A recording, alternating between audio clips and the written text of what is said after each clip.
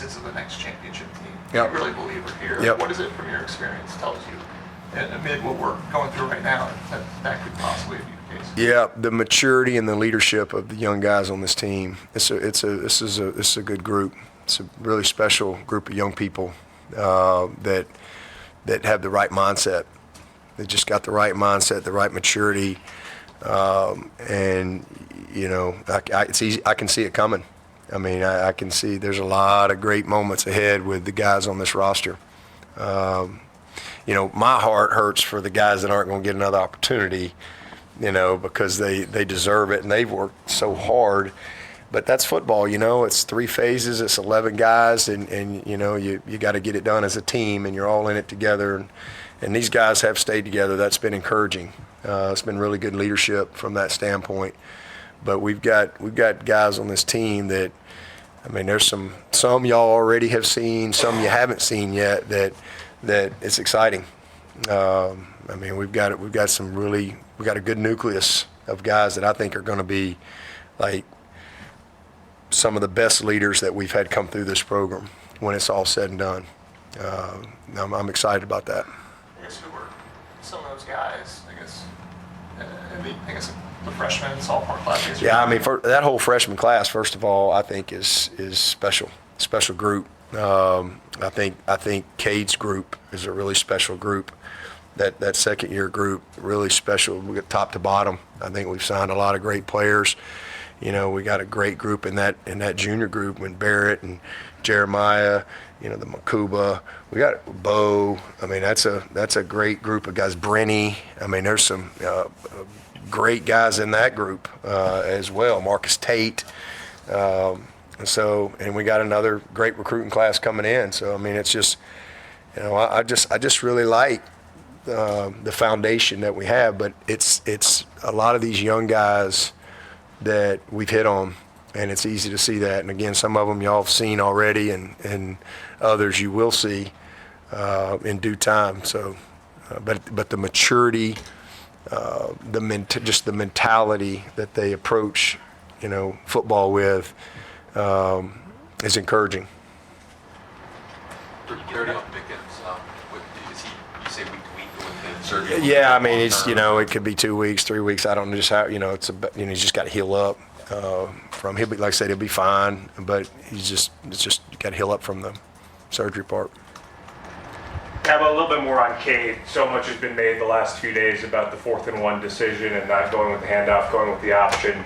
When you have a player like that, a leader like that, who doesn't run something as it's called, what is the conversation like with a kid like that? Yeah, what were you thinking? Why, what happened? And, you know, you just kind of go through that process, and, you know, he's one of the most compliant guys we could ever have here. It's not like he's a defiant guy. He just, sometimes ball players, you know, try to make a play, and sometimes, again, just like defensively, sometimes it's no different when we got a guy that's supposed to be in this gap, but he's not in that gap because he's trying to do too much, right? So just being disciplined and just stay within the system. And, you know, he's just a guy that he just made a decision in a moment that, hey, if it worked, everybody's going, wow, but it didn't work. And, you know, so young player that's learning, and he will learn. But you just talk it through.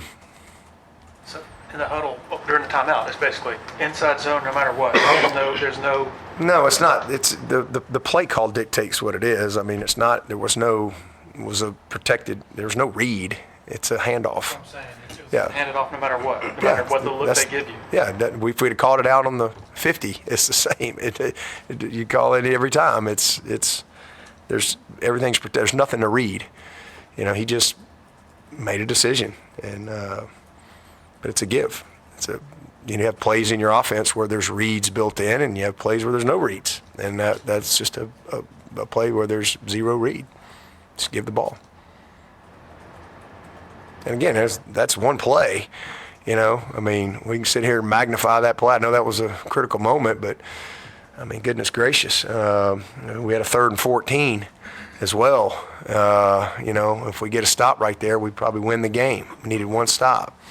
You know, we hold on to the ball in the first quarter, we probably win the game. So I mean, there's just a few plays, and when you're in games like that, it comes down to a couple plays. Do you ever consider going to another quarterback? No, not at all. No, Cade's our guy for sure. Jay Haynes had an ankle injury, I guess, a few weeks ago. Was he? Yeah, well, he came back for was it Wake? Was it Wake game? Who's he back against? Yeah, Wake. He was coming back, or maybe it was yeah, he was back. He was back for the Wake game, and then we scrimmaged a little bit. No, he missed the Wake game. He was back for this game. He was back for the Miami game, and we did a little scrimmage. We did a little young guy scrimmage on I guess last Wednesday maybe, and he got rolled up and kind of. Actually, his ankle was okay. I think it was more his plantar fasciitis deal. So he was out. That's why he couldn't go. I hate that too, because he's a guy that really was kind of coming and was having a really good open date. And he's one of those guys I was talking about earlier that y'all don't really know much about, but we're really excited about this kid. Is there a chance you can see film off on the goal line some more, bigger back? See anybody. I mean, it ain't have anything to do with it. I mean, just hang on the ball. I mean, I'll take Shipley. I'll take Moff. I'll take either one of them. Take either one of them. No problem with either one of those guys. Phil fumbled on the goal line too, and it went 70. You know, we've done that too.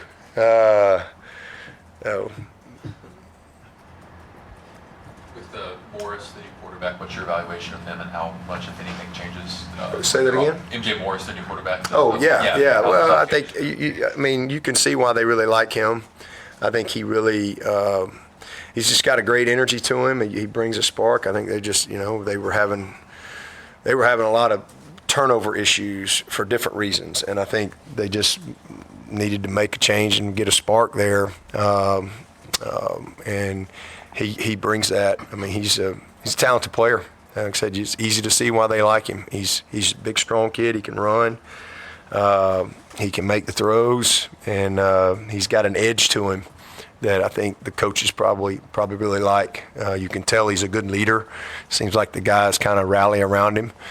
So I think there's a lot to like about that player, young player.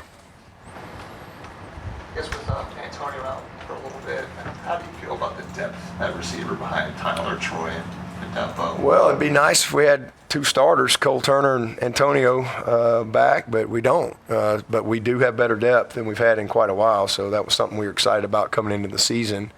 And, so Bo's really had a good year for us. He's been really steady and consistent for us. Tyler Brown, what a great game he had the other night. I mean, made a bunch of great plays, great play in overtime. So we really like where he is. Obviously, Tink is out for the year too. So those are some guys. But, Ronan is a guy that's coming. In fact, he had a huge play yesterday. It was really good to see. But Ronan's a guy we've been bringing along. But, Stellato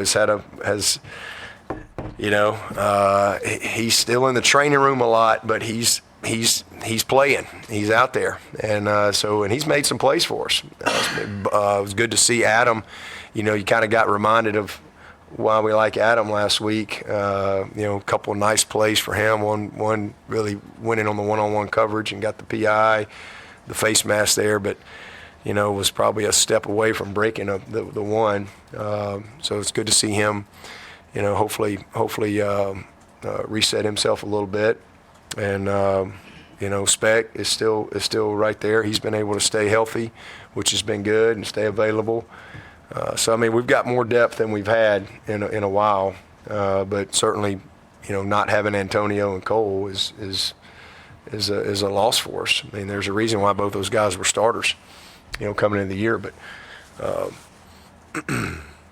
We got enough. We got plenty to be able to get the job done. Bo and Tyler and Stellato and Adam and Cole and Ronan. Those 6 guys will be the ones. How do you evaluate the offensive line depth compared to sort of what you thought going into the year? Well, it was really good coming into the year, and then obviously losing Walker Parks early. He's a big loss as a starter, but we've been able. It's been good.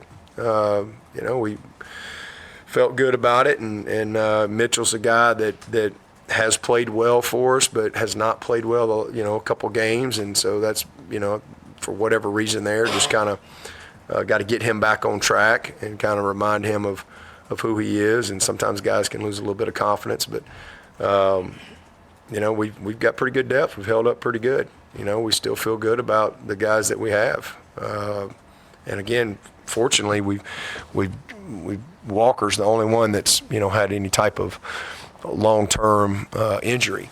And man, we love the guys. We love Sadler. We love Blake Miller. Those are two guys we hit it out of the park with last year that I think have got great futures here. Just one's a redshirt freshman, the other one's a sophomore starter.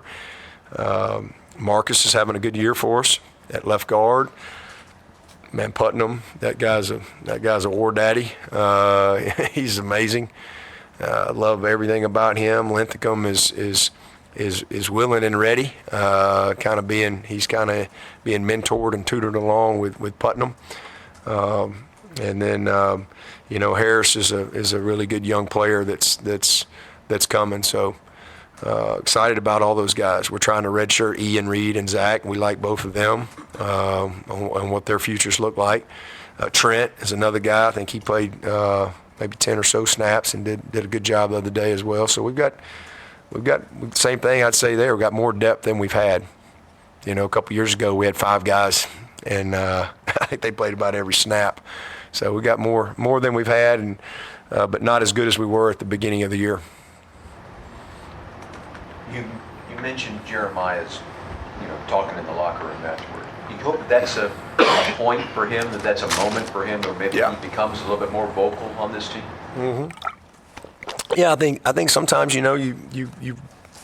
those are the positives of getting into adverse situations.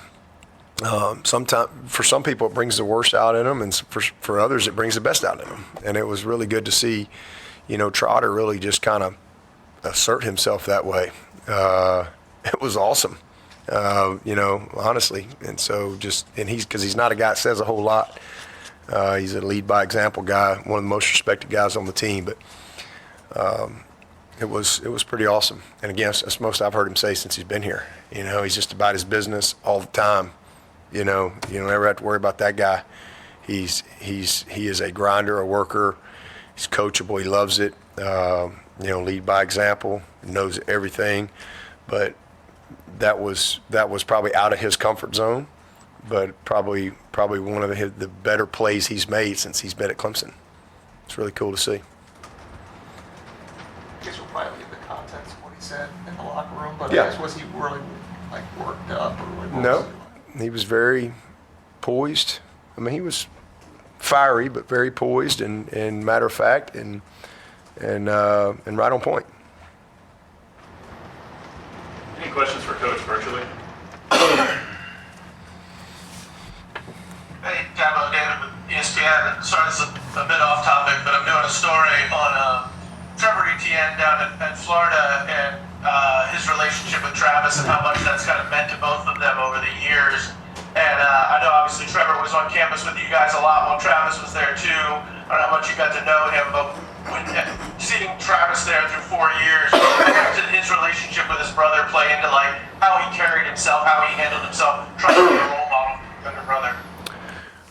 I don't know how much the relationship with his brother played in that. I just think that Travis, that's just kind of who he is. I think he's a guy that just a relentless competitor. He was a young man with with a lot of goals and aspirations, and I think he was driven by those things every single day. And he's just a great kid. He's just a great guy that showed up every day with a smile on his face. Those of y'all who got a chance to work with him and be around him, I mean, he just a great spirit to him. Again, a big smile. Incredible player. One of those guys that just got better and better as he went throughout his career. But I'm sure he was motivated to be a good example for all of his family. But most of all, I think he just was driven to become his best and to fulfill the dreams that he had, and was able to have a great career, graduate. Obviously, what he did here at Clemson and in this league is historic, and he's doing the same thing at the next level. I mean, he's just more of the same, and I would say more to come. I think he's a special player and a great just a great young man. Any other questions from the room? Yeah, I'll ask one more off-topic question. In the aftermath of what I imagine was pretty frustrating, I'm just curious, how much joy and pride did you take in seeing what Tony Elliott and Virginia were able to accomplish on Saturday? Oh man, that was awesome. I actually texted him on the plane on the way back, probably about 3 a.m. I don't know what time it was or later. It was awesome. That's one of those moments. It's been a tough time. Obviously he took over a job that was struggling, and then you have the horrific tragedy that he had to walk through and lead through and help navigate through. I mean, that's just not something anybody can ever even imagine or process. And then they've had some games this year where they were close and just not a lot of room for error, but they were really close and just learning how to win, if you will, and it was really cool. I mean, and a reminder that this game is hard, man. I mean, this is a hard game, and that's why I have such appreciation for winning. I have such appreciation for what's happened here over the last 12 years. I mean, it's just so hard. It's hard. It's hard to win a game, and to have the type of consistency that we've had here. We don't have a golden ticket to win. I mean, and it's hard. I have a great appreciation for it, and to see a moment like that for Tony is pretty special, because that's one of those things that can, when you're getting going, can further the buy-in from guys where they can just have something to point to. That's a big time win.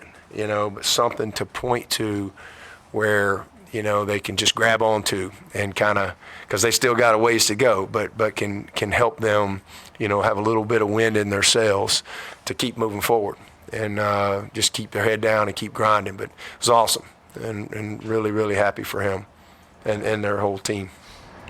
You guys are on the CW network for the first time this weekend. Any experience with that channel? It's a new one with the new. I have no idea what it is. I don't even know where it's at. Is it?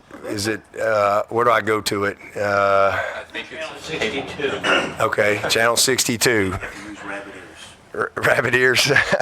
I've got. Where is it on the guide on DirecTV? I got DirecTV. Oh, that's where it's at. Okay, 62. All right. It's the one that has Dawson's Creek. Also the home of the live tour. Okay. Yeah. Was that Raycom? Yeah, it's Raycom That- subleased off of this That one. So it's the that Raycom that was Raycom. Yeah, essentially those. Yeah, I mean, I don't watch a lot of TV, honestly. So, I mean, I'll watch sports. I watch Beth on the news regularly. I DVR that, never miss that. Is there highlights of my week. But yeah, I don't even know. I don't even know who's doing the game. Tom Wormy, James Bates, Trevor Skates. Oh, Bates is doing the game? I like him. He's a good guy. Who are the others? Tom Wormy's play-by-play, and Trevor Skates sideline. Okay. Yeah. We have not had them yet, so it's a 2:00 game too. That's kind of a. We've had, what was it, Charleston Southern? Are we 2:15 this week too?